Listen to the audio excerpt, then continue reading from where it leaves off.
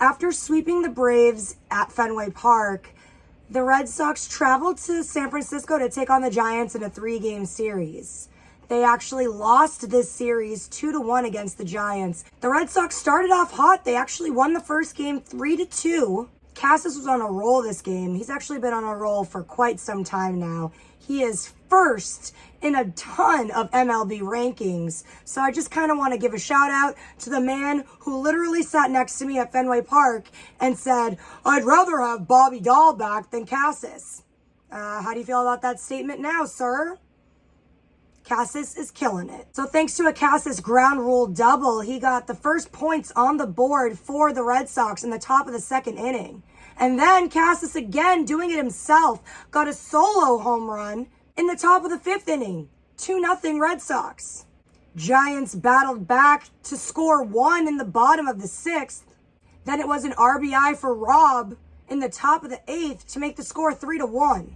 Little fight left in the Giants. Jock Peterson had a solo home run, but too little, too late. They lost this game 3-2. And the Red Sox win streak was at 5. But all good things must come to an end. Game 2, they lost. And this game really broke my heart because the Red Sox were trailing 2-0 all the way up until the top of the 9th.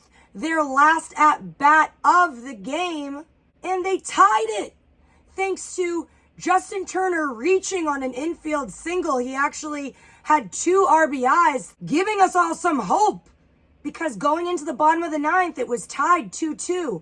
But of course, you know how home field advantage goes. Davis for the Giants, walk-off solo home run off of Kenley Jansen to break all the Red Sox fans' hearts late on a Saturday night, snapping the 5-game win streak, tying the season series 1-1. Game 3 was today, and this was the deciding factor on who wins the series, and deja vu. But this time, they went into extra innings, 11 innings.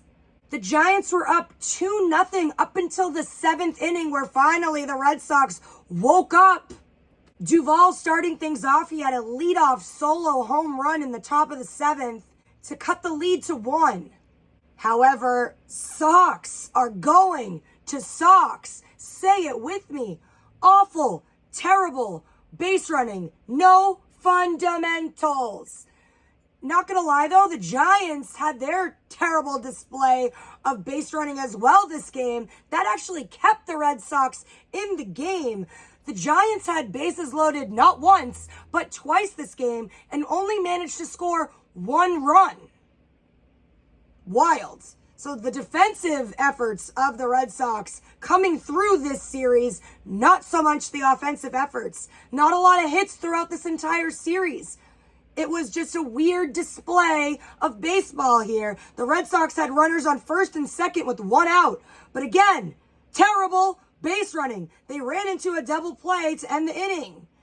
Like I said, they managed to get a point on the board to cut the deficit to 1, but stranding 2 runners did not help their case and ultimately cost them this game. Top of the 8th, a shallow fly ball by Duran, which was nearly caught.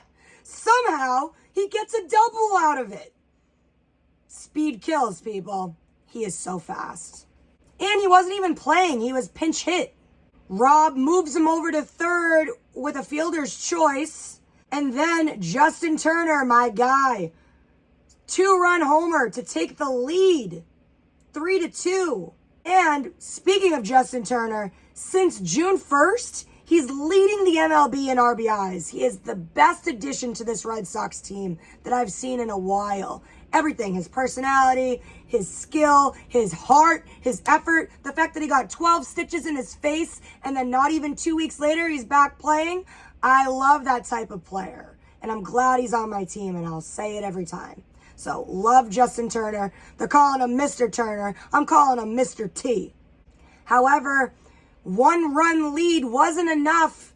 The Giants battled back in the bottom of the 8th to tie the game up 3-3. They actually could have scored more here, but crazy scenario that happened Casey Schmidt, he got called twice by the first base umpire for not checking his swing. And that's how he got called on a strike 3 call with runners on second and third. And the manager for the Giants sprinted out of the dugout to try and make sure that Casey didn't get ejected because he had nobody on the bench. He used way too many people in substitutions in this game. So if he got thrown out, they were going to play down a man.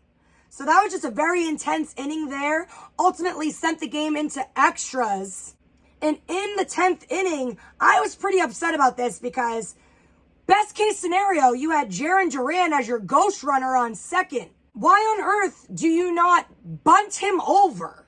He's so goddamn fast. He would have been safe by a mile. But no, the dude strikes out, and it's a waste of an out, waste of an at-bat.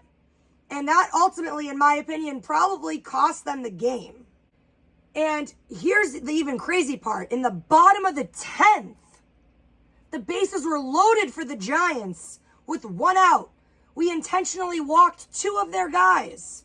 And they miraculously got out of this inning. And even the announcers were like, okay, if you get out of a bases loaded situation like this, you have to win the game. Nope. Bottom of the 11th, it was a walk-off again. It was a RBI single with bases loaded again. And they lost the game 4-3, lost the series 2-1. Now, what was a 5-game win streak is now a 2-game losing streak for the Red Sox. However, good news, the Sox have won 16 out of their last 23 games. So this is just a little slump. No big deal. They are now 56-49 in the AL East standings. They are 4th. Still above the Yankees, though. Yankees suck. 8 games back in the standings. 2.5 games back from the wild card. Now they go to Seattle to take on the Mariners in a 3-game series. The Red Sox are leading the Mariners in the regular season series 2-1. After they take on the Mariners in a 3-game series, they come back to Boston for 10 games, consisting of a Royals series, a Detroit Tigers series, and a Blue Jays series. Games and series that they should ultimately win. So let's hope they do what they're supposed to do. Do your job, get it done. Until next series, this has been Brie Marie D, Boston Banner Bound, Sox Talk Edition.